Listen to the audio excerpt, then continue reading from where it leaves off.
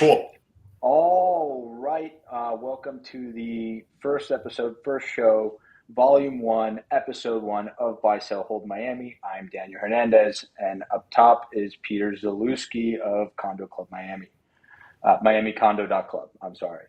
The whole purpose of this is to bring you the raw, unfiltered, authentic view on real estate.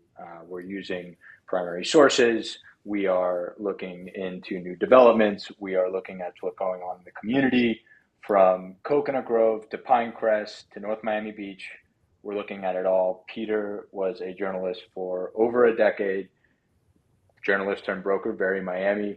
I am a residential broker here in Coconut Grove. And yeah, let's just jump into it. The show's an hour long. We hope you stick with us. But if you don't, this is being recorded and will be syndicated across all of your favorite social media platforms. So please stay tuned and come along. What's up, Peter? Not too much, Daniel. How's it going? Happy Friday. Happy Friday. I think we should do this every Friday, 4 o'clock. I think from 4 o'clock on Friday is perfect. The market has closed. People are on their way home. If they're in the car or they're on the metro rail or the train, they could be anywhere in the world. Simply tune us in, and we'll give you an hour of straight talk. Might not necessarily be polished in terms of what the Convention and Visitor Bureau says, but we'll definitely we'll give you the insight of people who've actually been on the ground in Miami for quite some time, and we can kind of spot the hustles and we can spot the bullshit, if I can say bullshit. You're not from Miami, though, are you, Pete? No. I got here in 1993. When I arrived in Miami, they were killing tourists. It was a real tough time. We were coming out of the cocaine cowboy era. There were people who were getting indicted. They were getting taken down. There was a hung jury because of jury tampering. There was a prosecutor representing the U.S. government who basically lost a case. He went to a titty bar, strip joint, got into a little bit of a situation, ran up a bill, bit a stripper on the tit. And lo and behold, shortly thereafter, he had to resign, kind of stuck his head and disappeared for a while. And now he's back and he is a public defender. So that's kind of how it all full circle. Yeah, he probably should run for governor. He's got an office over in Coconut Grove, not far from where your office is. He's over in that catty corner from where Monty's is. I'm on top of Monty's. Yeah, exactly. So catty corner, you're gonna see that beautiful office tower built in the 80s or something like that. His office is SBS building, right? Yeah. I don't want to say the attorney's name because he always tries to avoid it, but sometimes when they SBS building anymore. Yeah, exactly. But when they bring this attorney on, whether it's CNN or any network, they always bring him on to talk about morality and ethics. And I always remember back to the episode biting a stripper on the tit. But that kind of, in a nutshell, is what Miami's all about. It's one of the only places I've ever been where, if somebody files BK, bankruptcy, it's not necessarily shunned. It's not like you wear like a B on your shirt. It's actually somebody, hey, they figured out the system. So it's almost very like a interesting rite of place. passage if you're going to hold any sort of office here. It's a rite of passage. I say people come to South Florida for 3 reasons: one, love; another one, a job; or third, they're running from the law. So inevitably, everybody ends up in one of the 3. Maybe simultaneously, maybe spread out over the course of their stay. But I've lasted. You get your penthouse here. Exactly. And now, who knows? Maybe you can do Bitcoin. Maybe you can be one of the crypto bros. We have a nice little monument that's been put up right at Miami-Dade Wolfson College. Is that or the campus? Standing? It's still standing. Recently, it got tagged. Somebody tagged it. But you know what's interesting about Wolfson campus is and it's right there in downtown Miami. What's interesting about that particular location and where they have the Bitcoin bull right across the street is the federal prison. So I like to say you start off in college and then you evolve and ultimately you just end up across the street. Which, by the way, Manuel Noriega was there, Jose Padilla, the guy who was supposed to be the dirty bomber. They've had them all in here. When I was a journalist back in the 90s, they actually brought Padilla in. This is the guy who was going to be involved with a dirty bomb. And they brought him in. They brought him in with a Chinook helicopter. Never forget it. There were 2 Chinook helicopters flying in downtown Miami. We were in the SunTrust building on Flagler looking out like, what the hell is going on? So they actually had him positioned there because the prison, in order to get from the prison to the courtroom, you simply go underground. Right. It's an underground tunnel. Probably the last time I've seen a helicopter fly over downtown, despite all the helipads. But then fast forward to where we are today. They built an office tower across from the prison. And what's happened is because of the way the sun, rises in the east, it's south during the day, and then ultimately it goes to the west. Well, interesting enough, what happened is the swimming pool is a clear shot of the prison, and the I've seen prison social has media videos of that. Yeah, they have little windows, so some of the guys and people who are in the prison are yelling and Are screaming looking across down the at the people the sitting in swimming their pool. bikinis. Yeah. It's very thought out, all of this. That was Very, the full very, intention. very, very much so. But the moral of the story is are no morals down here. This is a pirate type of town. This is a transient type of town, and Eat or anything be and eaten. everything goes. Right. Love Miami. And it extends to the developers, whether it's single family home or they're condo developers. And, so if you find the right people and you're able to sort of get a sense of what's going on, you can do very well because the market is so volatile. It goes up and it goes down. You have everybody from super intelligent individuals down here, and you also have dumbasses. So it's a perfect market for arbitrage where you go to a lot of towns. New York City, how many people deep of intelligent people? You don't have the same level, I would argue, per capita of people who can get hustled or who are hustled. What's the volume of what's the population of the major metropolitan area here in Miami? About 3 million? Yeah, well, if you look at Census Bureau data, you're looking at about 2.8 million. Miami-Dade County, Broward to be over 2. Palm Beach is coming in where Mar-a-Lago is. It's coming in at about 1.5. Overall, about 42% of Tri-County, Mar-a-Lago, $6+ million. that? Well, foreign national, 42% are foreign national. Miami-Dade County, 54% of the county based on census is foreign born. So that means if somebody in Miami invites you over for dinner or go to lunch, chances are, they were born somewhere else. So I want to talk about something with you real quick. You mentioned power developers. I found a Suncoast. You ever heard of Suncoast Searchlight? Journalist from the West Coast, Sarasota based. Oh, yeah. So they were doing a piece called Power and Profit. It's like a multi-story investigation about special taxing districts or just special districts that developers, and this has been very popular in the West Coast, municipal bonds have been sold in the amount of $2.9 billion to give developers control of tracts of land so that they can invest in this infrastructure in counties that just don't have the budget to do it. And what's happened now, and that's in the last 5 years, by the way, $2.9 billion in bonds in the last 5 years. And these communities aren't being turned over to the residents. So it's been described by one of those journalists as an HOA on steroids because, the developers have built out these communities. I don't want to name names. I don't know which developers are involved in this, but, you build, 700 houses, 500 houses, and it's all in this developer-controlled HOA. So you buy into it, and who knows how it's going to be dictated or run for the next 3, 5, 7, 10 years. And we see that sort of how it reflects down here on the East Coast, the Southeast Coast, Miami. We have these HOAs, and I want to talk about that because you're a really vocal, prominent voice in these condo terminations. So tell everybody a little bit about what you've seen. You've talked a lot about. Sure. I saw you at the United Way panel a few months ago. You talked a lot about what owners need to be looking out for. If you are in a vintage building, as you like to say, I want to say Peter coined the phrase vintage building, and for anybody that doesn't know, it's a building over 30 years old. What people need to be looking out for. If you're an investor, if you're a developer, if you have $100 million to buy one of these buildings, like what are the telltale signs of buildings in disrepair, buildings that have financial burdens?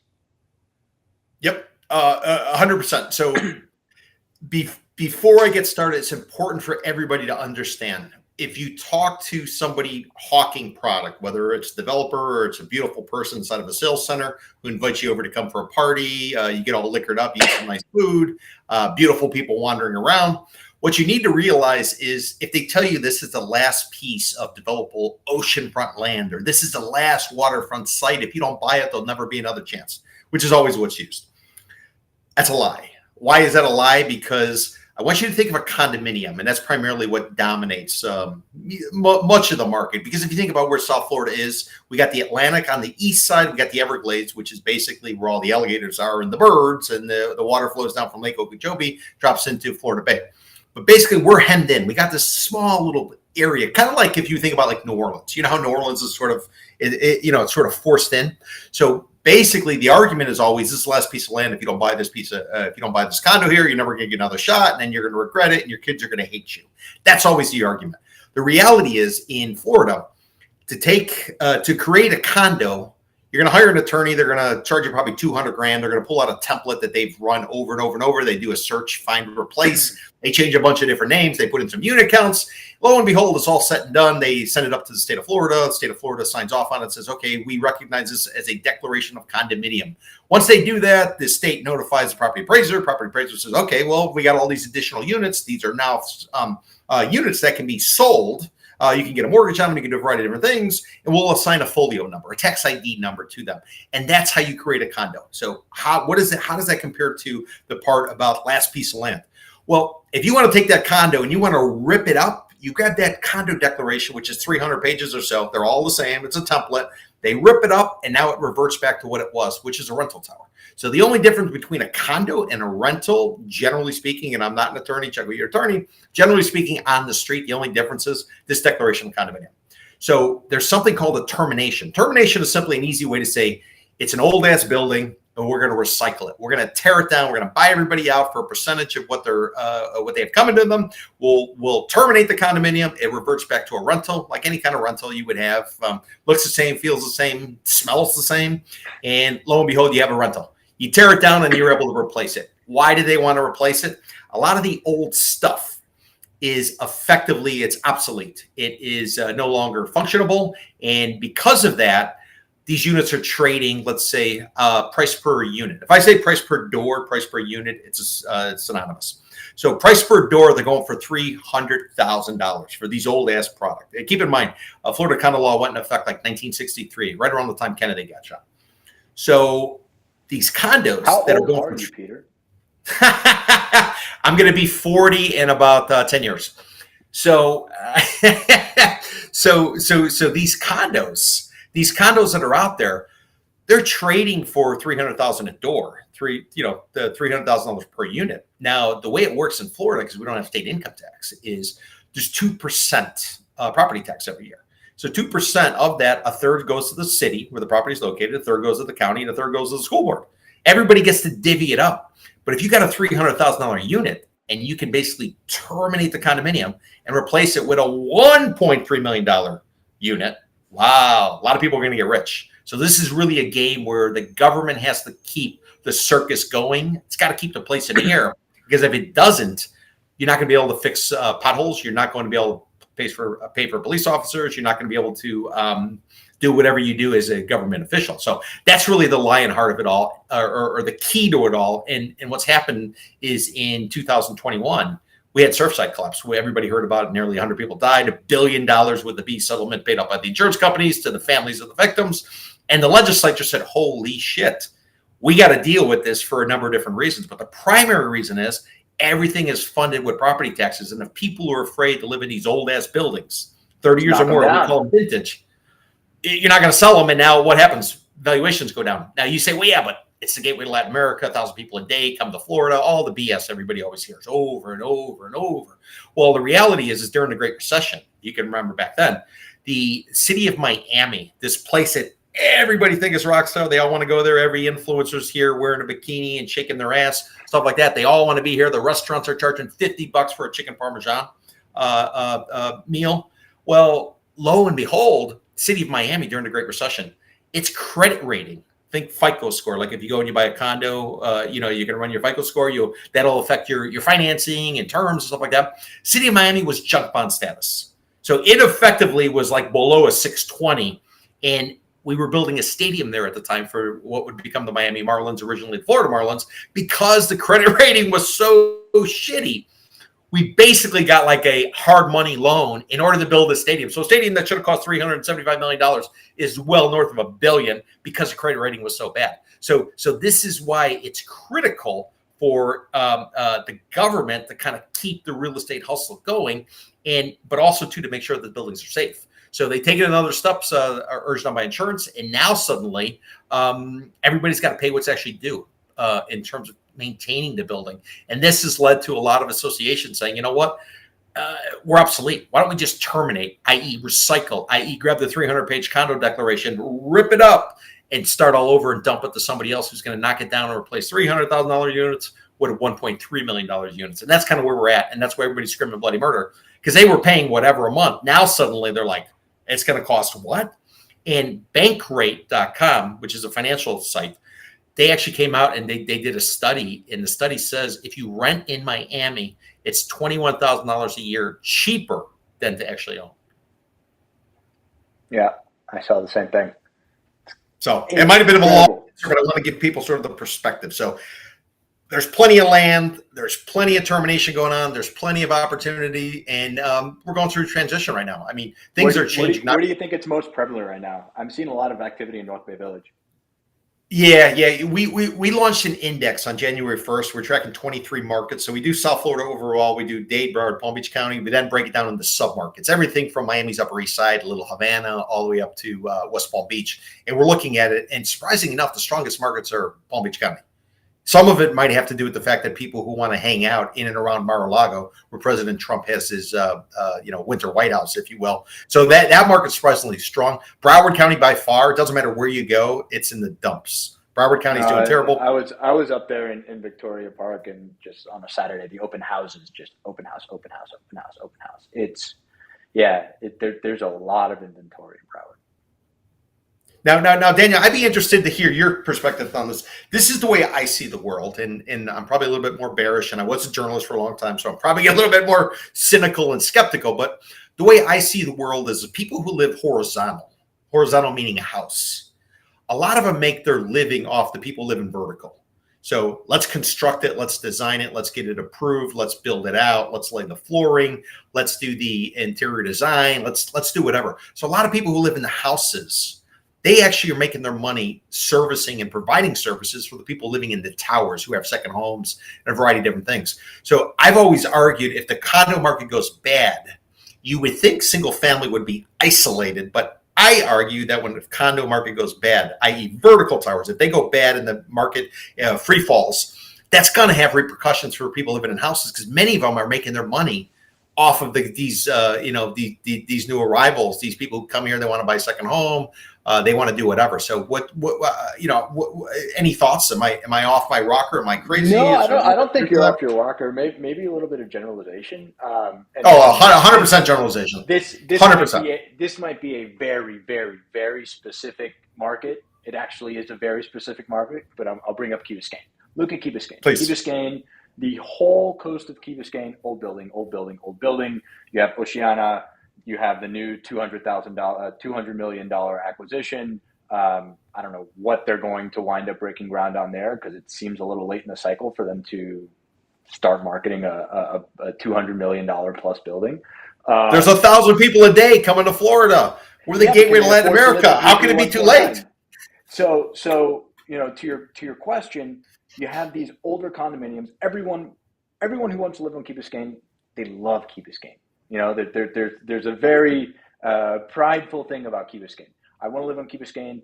My cousins before me who just moved here from South America have been living on Key Biscayne. Our kids all go to school together. It's fantastic. And if I can afford it, I want to live on Key Biscayne. So you get here, you rent a place in a Key Colony at, if you can afford it, Ocean Club, at the Towers down by Bill Baggs, and you stay there for a little bit, and then you transition to a house because your kids are getting older, you need more space. Standard lot in Key Biscayne, 7,500 square feet. So you can have a nice size house. But right now, a house that needs work in Key Biscayne, single family home, you're looking at $2.5 million minimum. And with all these new arrivals coming from these countries, they have money. They just don't want to keep it in a bank account in Argentina, because we know what happens if you keep your money in a bank in Argentina. They want to bring it to Miami and invest it in real estate. And they don't want to buy a condominium in Key Biscayne. They want to go straight to the house. And so Key Biscayne, there is not a ton of supply in the Key Biscayne single-family home market. There's bordered by two parks, one to the south, one to the north. They're not building any more single-family plots. In fact, on Harbor Drive, it just went under contract the other day, and this is precedent-setting. A house that was asking $34.5 million on a half-acre lot just went under contract.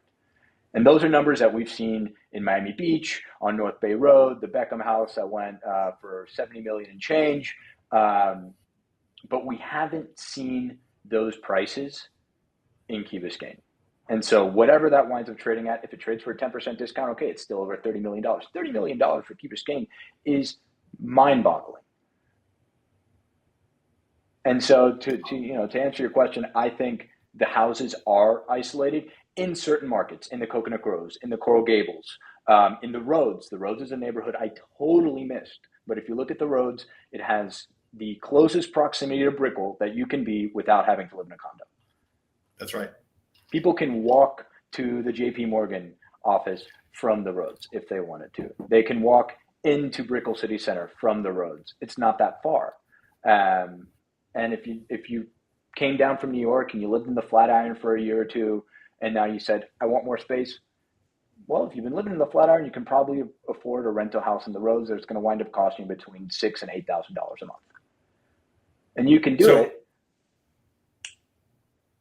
I was going to say I'm a big proponent of the Rhodes too. I mean, it's separate. It's basically it's shoehorned in. It's hidden between Little Havana, Cayocho, Brickell Avenue, Coconut Grove, and the Gables. I've always spent a lot of my time since I've been in South Florida, in and around that area. I love it. There's a Metro Rail. Jump on a Metro Rail. You got a trolley. I haven't had a car since 2013. A judge did not order that. I gave it up on my own. But since 2013, no car. So I walk. I take the train. I do this type of stuff. Yeah. I mean, dude, if you're going to go drive your car to Brickell and you're going to park, what's LA? $25? I can jump on the train. It's $20 to get into Brickell City Center. Okay, $20 Brickell City Center. I can take the train for $225.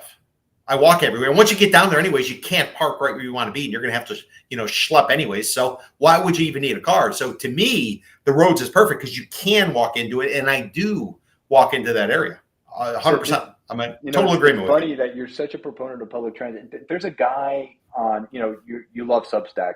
There's a guy on Substack, actually he's everywhere, called The Transit Guy. And he just I think I subscribed to him. Like public transit. And he went and ranked every subway car in America. Nice. New York City has old ones, Boston has old ones. He actually said Miami-Dade County Metro has some of the nicest Metro Rail cars in the country. They don't really go anywhere, but we got the nicest one. Wait. Time out. I got to push back.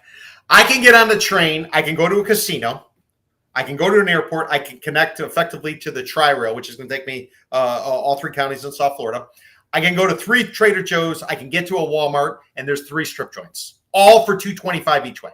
Now, the problem is you heard it here. It doesn't run long enough, and on the weekends, it's too limited. But the way that they try to supplement that is they offer free trolley service, at least in a lot of the areas. You jump on the trolley, jump on, you jump off. And the Metro Mover's free. And the Metro Mover, only if you're in the CBD. Yeah. Right. The little autonomous car that drives on top. Yeah, I mean, sometimes I have friends down here. We do what I call a train crawl, pub crawl. Let's go to a place where we'll hit bar. So what we do is we do a train crawl. So we'll jump on the Metro Rail. We'll go as far south as we're going to go, and we'll hit a pub or two or a bar or do whatever we're going to do. We get on the train, ride down another couple stops, get off, wander around, get off, and then ultimately you're able to just south, kick south. Farther south normally I might have ended up in a place called like Bare Necessity. Old school, because I had read an article about it. But no, as you wander around in and around what I call Kendallandia, there's places you can go down to Shorty's, have a couple of beers or something, and then continue on, get off in South Miami, then get off in the Grove, and then continue on to Brickell Avenue, and then stumble home. You had the inside scoop, Peter. How long is Shorty's going to last before they sell out?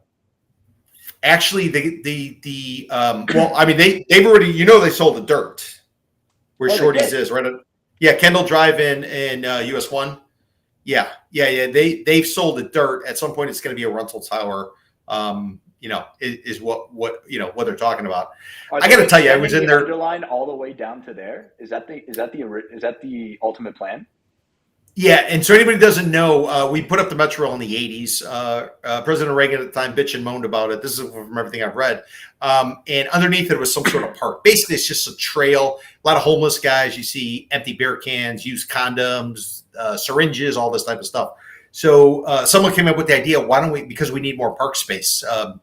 In Miami, a lot of the parks that we claim, they actually tend to be on the 8th floor of a condo building and it's green space. And somehow somebody says it's a park. And, Miami New Times did a piece a while back talking about, we don't really we have parks, but we can't get to them because they're on the 8th floor on top of a parking garage right next to a swimming pool. So there's a real initiative to try to add park space. So what they're doing is they raised a bunch of cash and they're rebuilding basically this little trail where the homeless guys used to hang out with the used condoms and the empty beer cans. Now they're gentrifying it, if you will, and it's kind of going on. So as far as I know, it's going down to Dadeland, but I think there's a plan to ultimately peg it to, at least I read something, like the bus, that busway that they have that goes down near the fall. That's after the Palmetto by yeah, exactly. Exactly. But but the underline is great. If you wander it, no, man, you can get anywhere. Miles. I mean, the phase 1 and phase 2, the phase 1, which is in, Brickell proper, they got parks, they got swing sets. I think there's even some soccer courts in there, soccer field. I don't know what you call it. I don't watch sports. And the only problem is, and I don't know, maybe I'm just being cynical. It's alongside US 1. Yeah. There's a ton of traffic speeding by here, and I'm not trying to be a hater, but dangerous, maybe a little bit. Well, you know what they've done though is they're the planning? Landscaping. Yeah, the landscaping is trying to create a barrier. Yeah.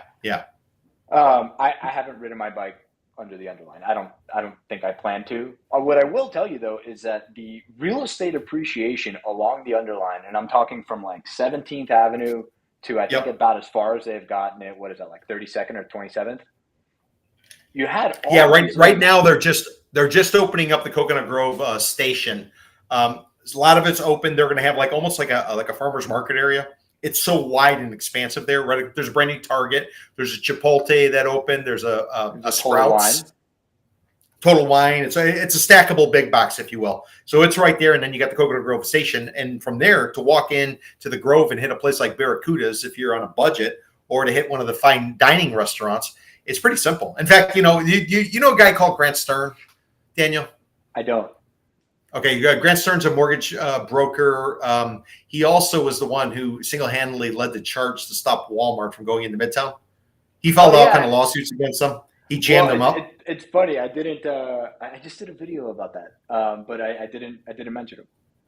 Yeah. So Carlos Rosso now, the former Related guy, he's building. He's going to do a whole project on there. But Grant Stern, and the reason I bring this up is I was living in downtown Miami, and Grant was getting married over in the Grove. You know that what is it, the DeSoto building, the building that they incorporated stuff from after Hurricane Katrina from New Orleans. It's a New Orleans designed building, 3 or 4 stories tall.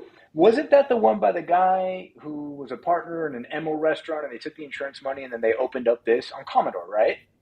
Yeah, correct. Yeah. I don't know about the guy. I heard some stories, but the building is like French Quarter, New Orleans. Yeah, it's like very out of place. Very out of place. Yeah, so but the point is I was living downtown Miami when it was real shitty. I jumped on the train. I took the train down. He was getting married. I wore my tux to his wedding, which was at that building in the Grove on Commodore. I think it's called the Soto or something. But I actually rode the Metro Rail down because if I would have called an Uber or anything else, it would have been like tremendous. And that's how close it is. That's how easy it is. So once you adopt or you sort of, you embrace like this public transportation perspective, it's great. And the other thing is if you're out with somebody and they run out of gas or they got car problems, dude, you hit Uber, 2 minutes later, you're gone, and then that's their problem. You don't have to deal with it. You have a scooter or you walk? I used to use something called Rav. Did you see the Rav? I think it was Rav. No. You could rent them just like you used to rent cars by the minute. You could rent these scooters. What was it called? Bird. There was a million of these scooters. Yeah, exactly. But well, I guess more like Yeah. No. So what do you call the one with the? It's not a motorcycle and it's not. I guess a scooter. What's the one in between? Moped. Yeah, moped. Yeah. So I used to A ride. Vespa. A Vespa.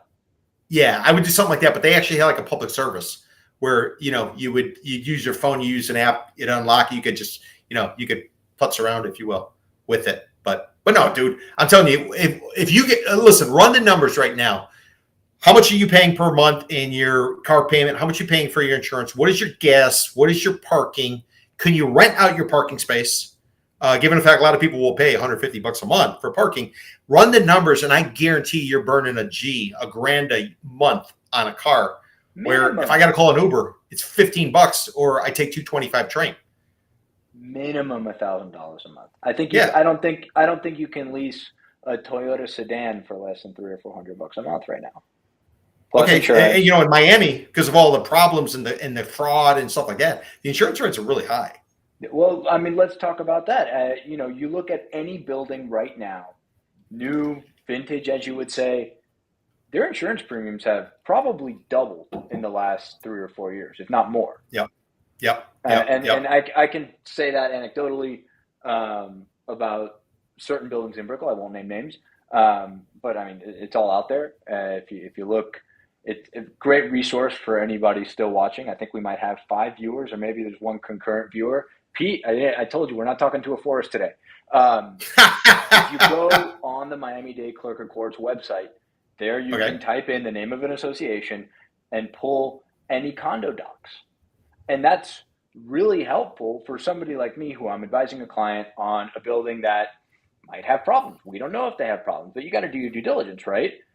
What I've learned, though, is what's been filed isn't necessarily the most recent draft, right? And I think either you had told me something about this, or I was talking to an attorney and we were talking about terminations. And the anecdote was, we went to go talk to this building about a termination that they got an offer in from a developer. And if anybody doesn't know how this process works, on the buy side, a developer will approach a guy like Peter or a guy like me and say, hey, we've identified 1, 2, 3, 4, 5 different parcels. There are buildings on them. There are condominiums on them. We want you to go talk to the HOAs. And it's kind of puts you in a rough spot, because your client is this developer, and maybe these people don't want to leave their houses. Maybe they don't want to leave their homes. So you have to go in and convince the HOA to sell to a developer. And the thresholds for this, they can vary. They vary with the legislation, but if a building was built in 1985, that template that they use for their condo declaration is from 1985. The 1995 condo might have a 1995 template. And so the thresholds for voting always changes. 1 year it could have been 85%. They have to vote 85%. I want to sell to the developer. 1 year it could be 90%. I think the most recent revision is if 5% of owners say no, the deal's DOA. Yeah, that's what it was. Think about filibuster in the in Congress or in the Senate, where if you want to stop a filibuster, what is it, 60% of the votes in order to stop it, or something like that. Basically, there was a 5%. If 5% of unit owners voted no, effectively it was a veto. Now, under House Bill 913, and Vicky Lopez, who represents Miami and Key Biscayne, she came out with she was actually nixing that line. So the governor hasn't signed off yet on the latest revisions of Florida condo law, but so I haven't dug into it yet, because I hate to do it and then all of a sudden it gets vetoed, and then you waste a lot of time. So I'm going to get into it, but that is something they want to eliminate, because it was creating an obstacle for one of these terminations. This is, you were just talking about this. We want more property taxes, right? So if we can knock down old buildings and build new ones, we got more property taxes. That $300,000 condo that's paying taxes on a basis from 25 years ago, they're not paying as many property taxes as a new $2 million condo.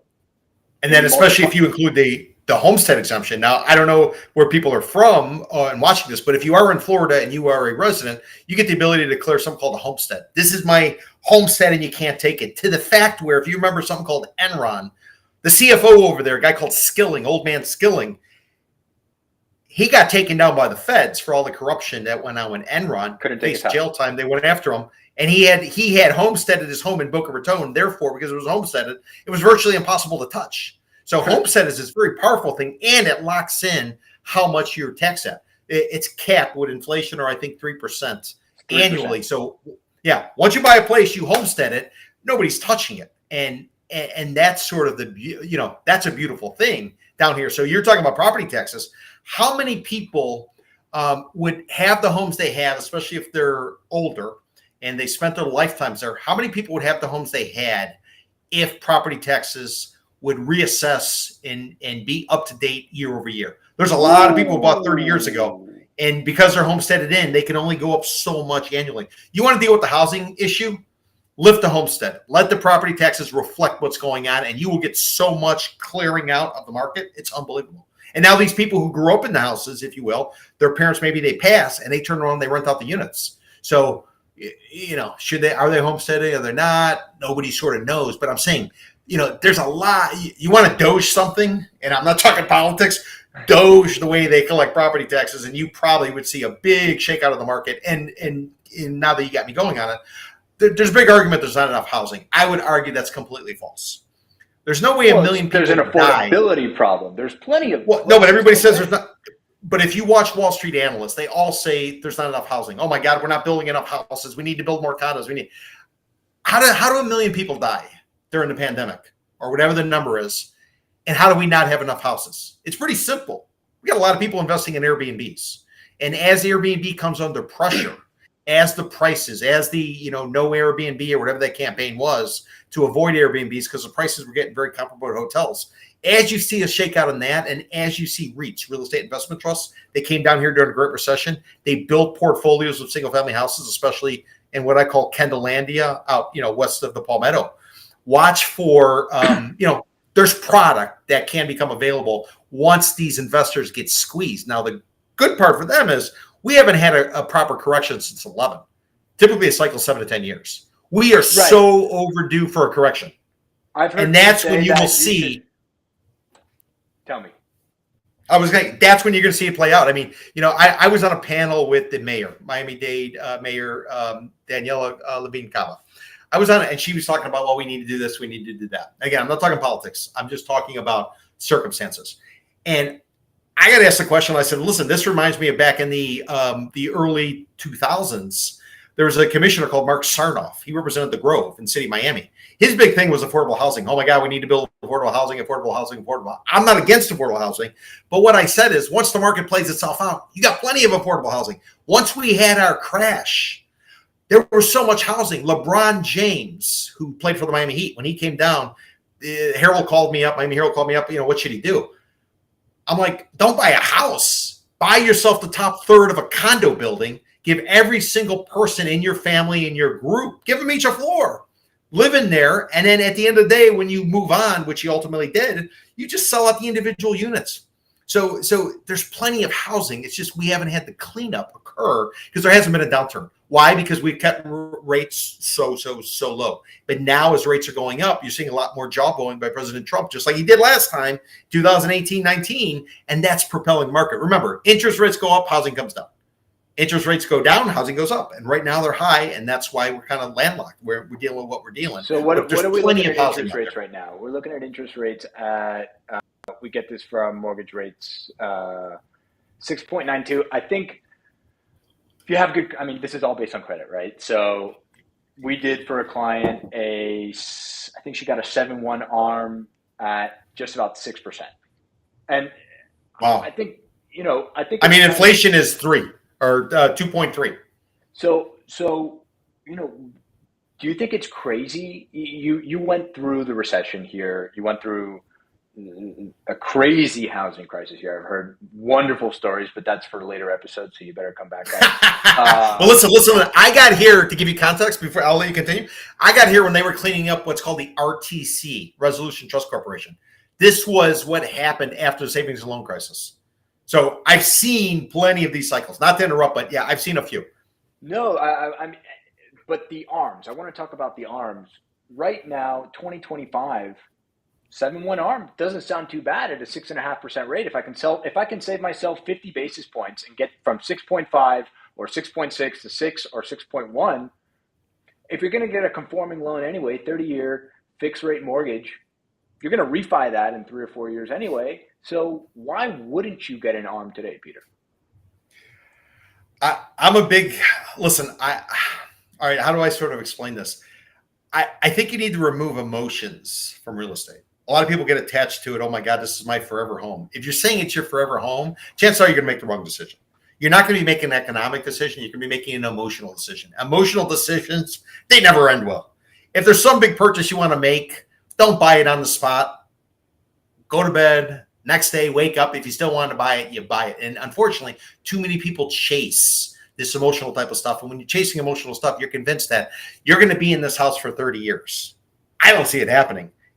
I don't know why you would want to do it. And even if you were going to be there, do you really want to take on this necessity of not only paying the interest? Because keep in mind, when you take out a mortgage, most of what you're paying up front is interest. It's not the principal. It's not till later on downstream you start paying the principal. So why take on this mortgage and have to be like, have an anchor attached to your leg and you're trying to swim? It doesn't make any sense. To me, I would do it every few years. We know how cycles work, and you simply refinance each and every time.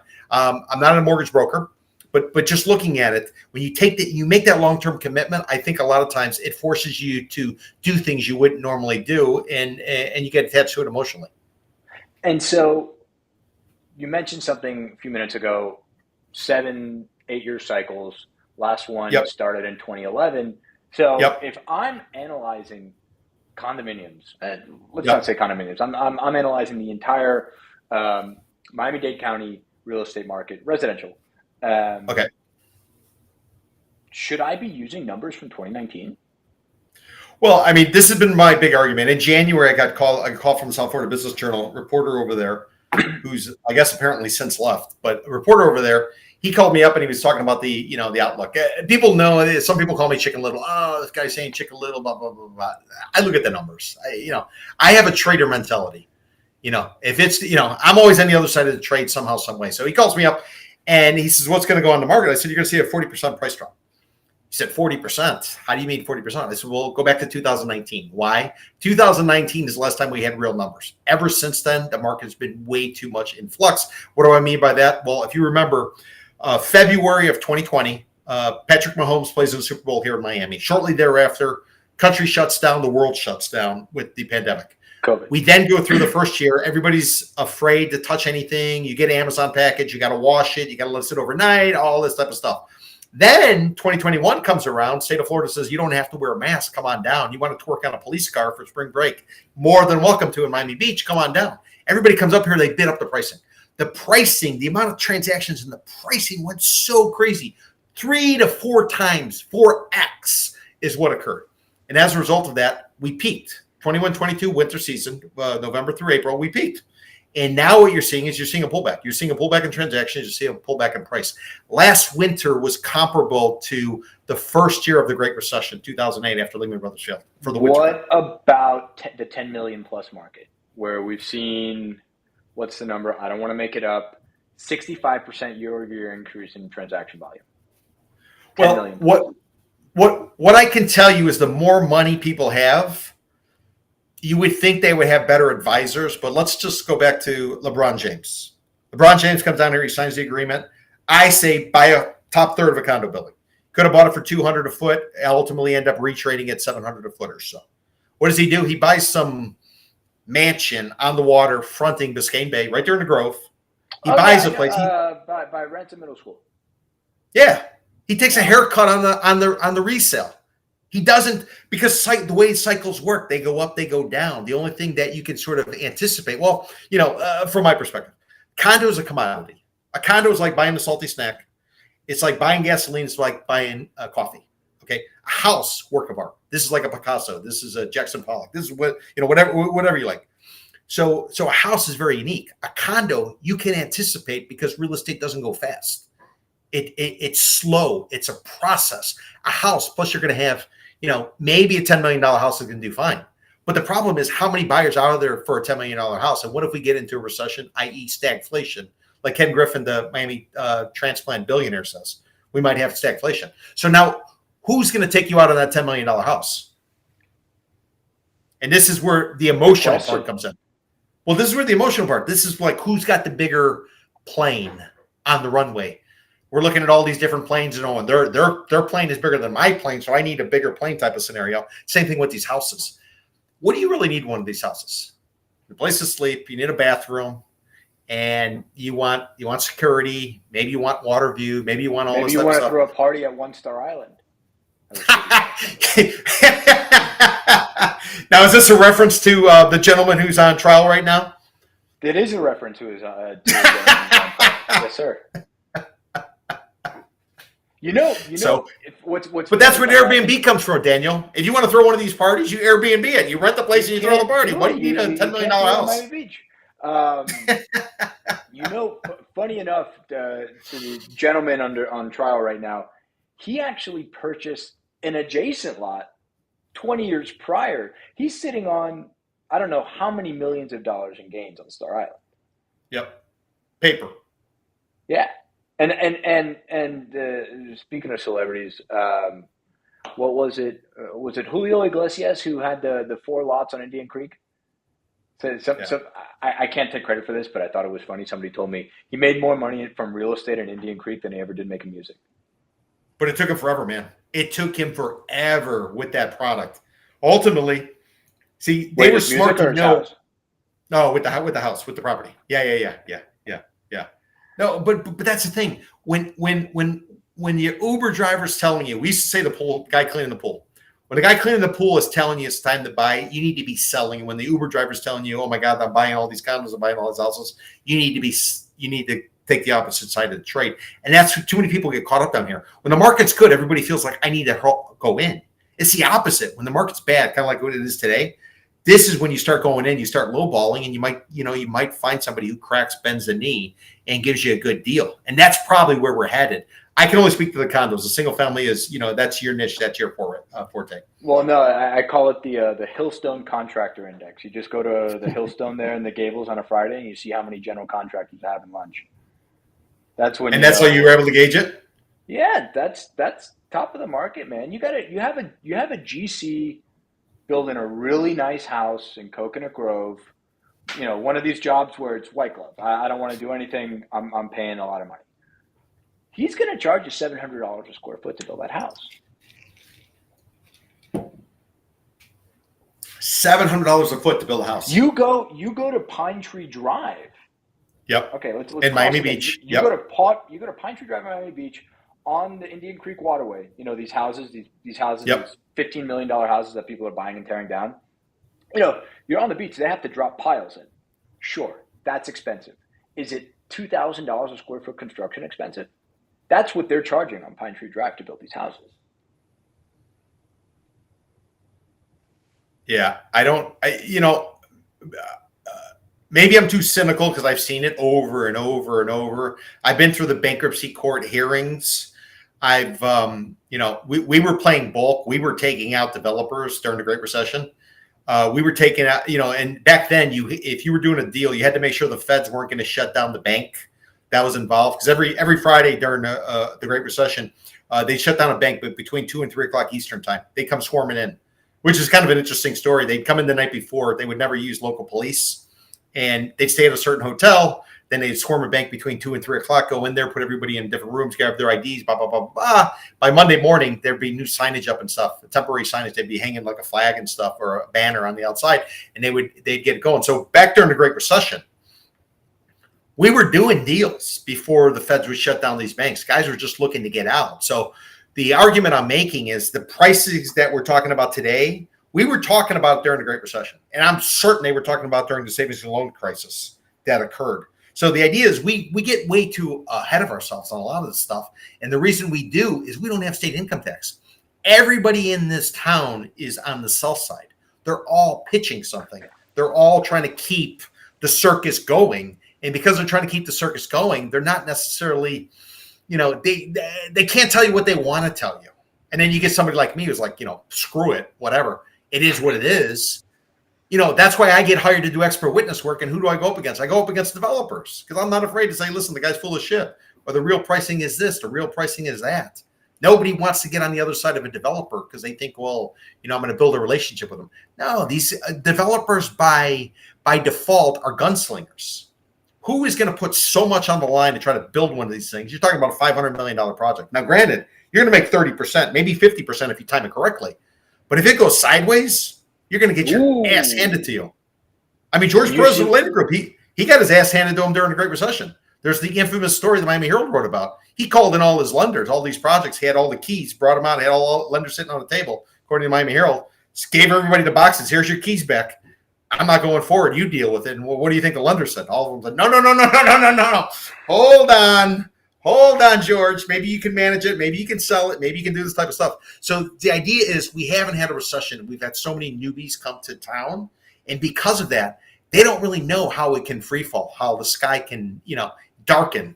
And it becomes very challenging. And now the people who were out there burning cash on whatever car it was and pissing away $50 on a chicken parmesan in South Beach, and it's not even good, they start to regret that. And then the landscaping bill. I mean, think about it. When the pressure comes, you're paying $250 a month for a landscaper. Your property taxes are, $2,000 a month. Your mortgage is this. Your internet. Your this and that. When the pressure comes, these people are having a lot of regrets, and that's when they look to minimize. So anybody who's been through one of these kind of knows, don't get ahead, don't go over your skis, if you will. And I think, unfortunately, we have too many people who are. Like in and around where I am right now, they got lots. There's duplexes, houses. Guys are coming in and knocking them down, paying $700,000 for the dirt. Yeah, paying $700,000 for the dirt. And it's a duplex. There's duplexes everywhere. They shoved the 2,200 square foot duplexes in a 7,500 square foot lot. Yeah, you got a pair of townhouses. They put up a pair of townhouses. They're asking like 1.7, 1.9 a door. Oh, yeah. 2 units with a common wall. It's 2 stories high. Well, Pete, you got freaking chickens. I'm not being salesy. They have pools, okay? No, well, of course. What am I? But I'm saying there's chickens everywhere. There's 30 cars parked in front of these places. And you're trying to get 1.7, 1.9 a door for one of these units. These are the people. So what I do is I'm like, all right, let me see who the developer is. Developers inevitably out of New York, or they come from wherever. They come in here. They don't really have a track record, or they do have a track record, but it's all like in and around 2020. So they've never gone through one of these, and they believe the pitch, Gateway to Latin America, 1,000 people a day, blah, blah, blah, blah, blah. They go in all hard. And then what happens is when the market goes sideways, guys like me and guys like you are going to represent buyers who are going to go in there, and we're going to get it for a real price. What's the real price? It's 1%. Your rent represents 1% of the value. So if you got a $1.7 million townhouse, you're not renting that for $17,000 a month. You need 17 G's a month. And you say, well, Peter, that's freaking crazy. Go on Zillow. You will see.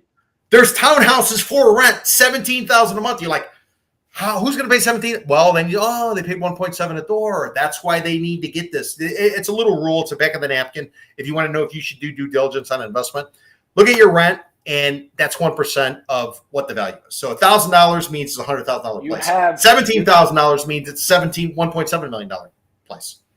It's real simple, but you see it play out. People watching who are doing that back of the napkin math right now. Next week we'll have 20,000 people watching doing the back of the napkin math on that. And guess what? I bet you 95% of them do not make that number.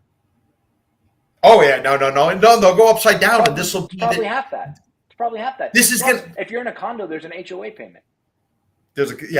Exactly.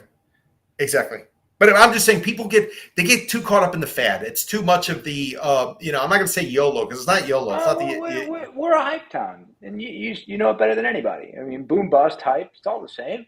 Correct. I think, I was talking about this with my partner the other day, and my dad would kill me if he heard me saying it, but it's different this time, right? Like, it's definitely different this time. We didn't have $30 million houses, rows of $30 million houses, right? So it's this, and it sounds awful, but the wealth disparity in this town has grown. And yes, the people on North Bay Road, they have no idea what you're talking about, Peter. They're like, well, listen, they have no idea what I'm talking about because they don't know what they don't know, and that's kind of the point. What they don't know. Yeah, I mean, when they come to town, they bring their school of thought. If you want to know if a project's going to be successful, never go with a first-time developer down here because they don't know what the hell they're doing. They don't have the battle scars. You want somebody now. By the time the developer gets to the second project, if it's a tower, they've gone through it and they've gotten taken to the cleaners. They got jammed up in the permitting. They got jammed up by the contractors. They got jammed up with salespeople. They've gone through it. So if they live to fight a second project, they're probably going to be successful. But the first off, they always over-improve. They always blow their deadlines. They always deliver a product that's either inefficient and or it doesn't match the local community. Let me give you a perfect example. There's a tower on Brickell called Four Seasons. So Four Seasons back in the day, they put that thing up there. Yeah.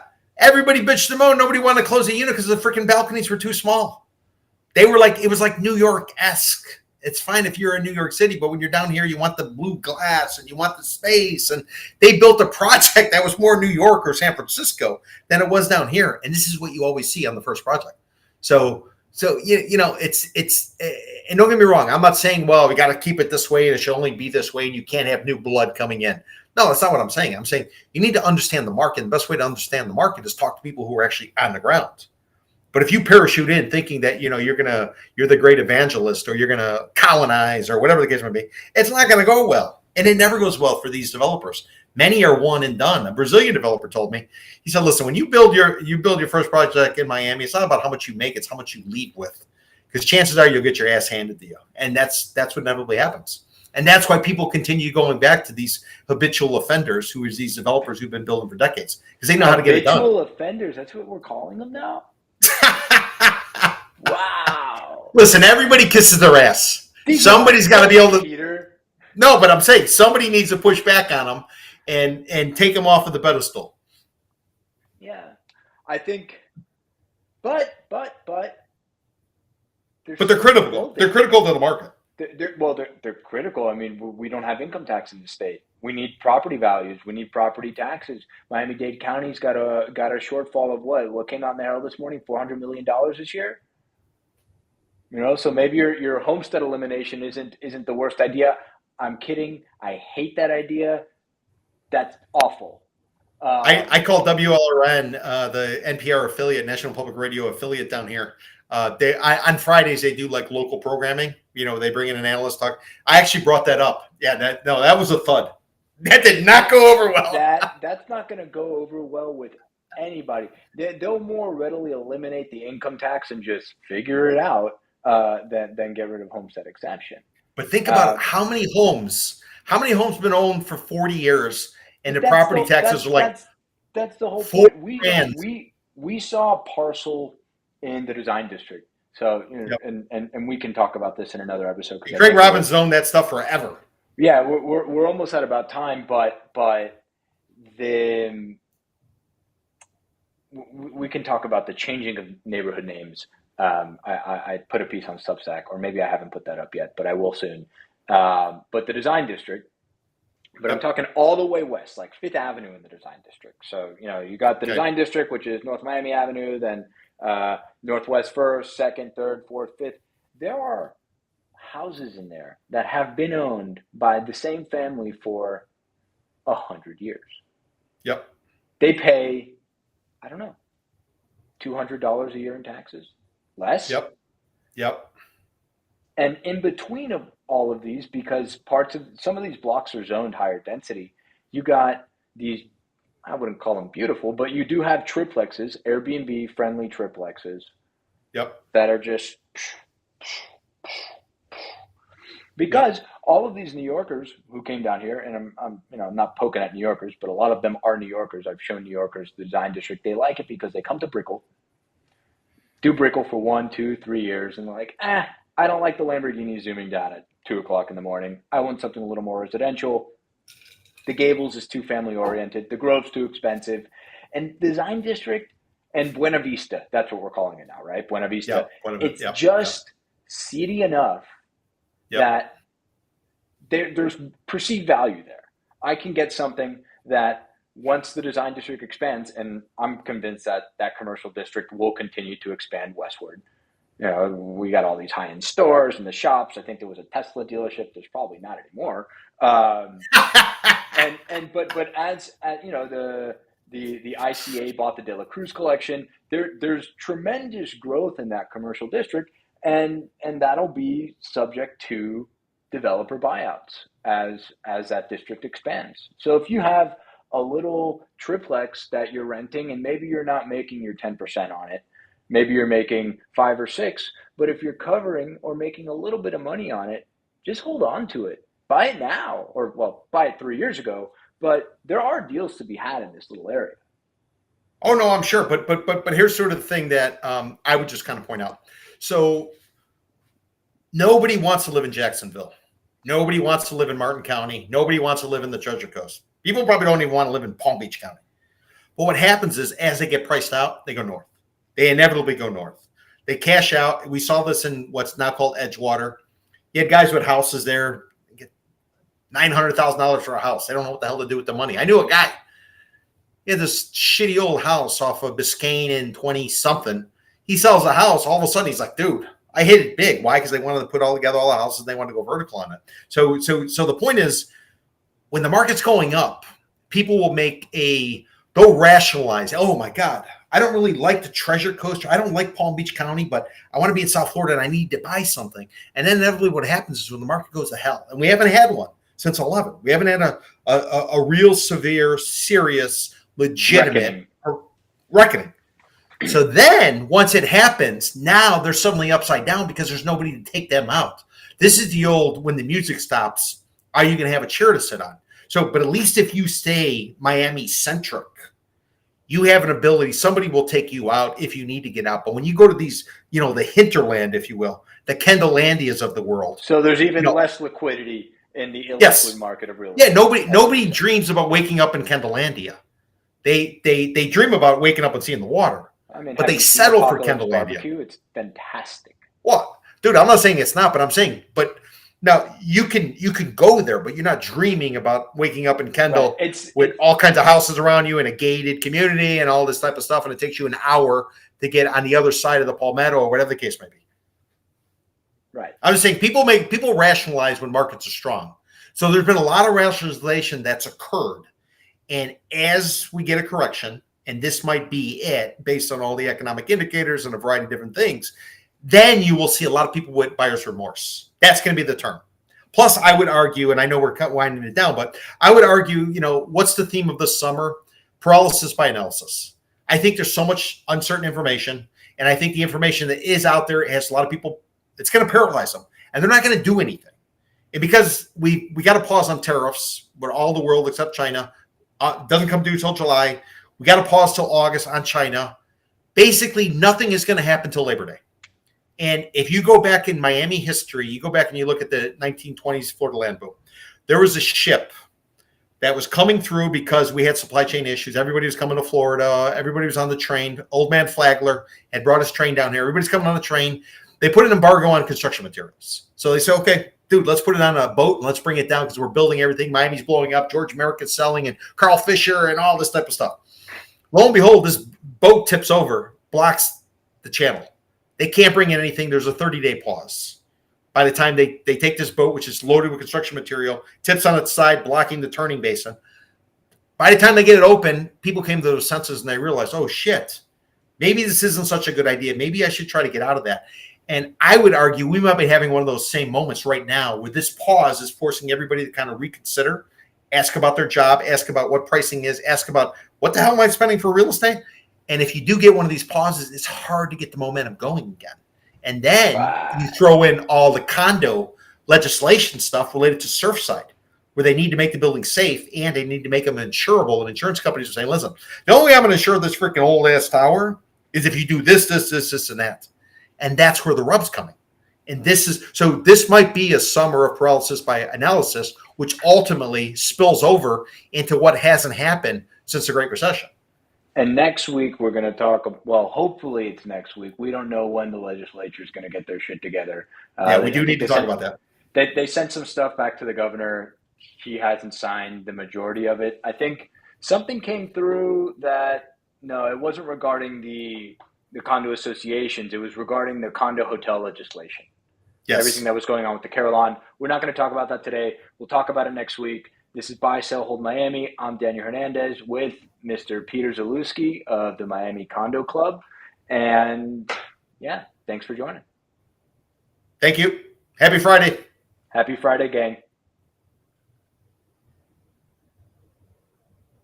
Yo, you still Done? there? Yeah. Yeah, we're offline.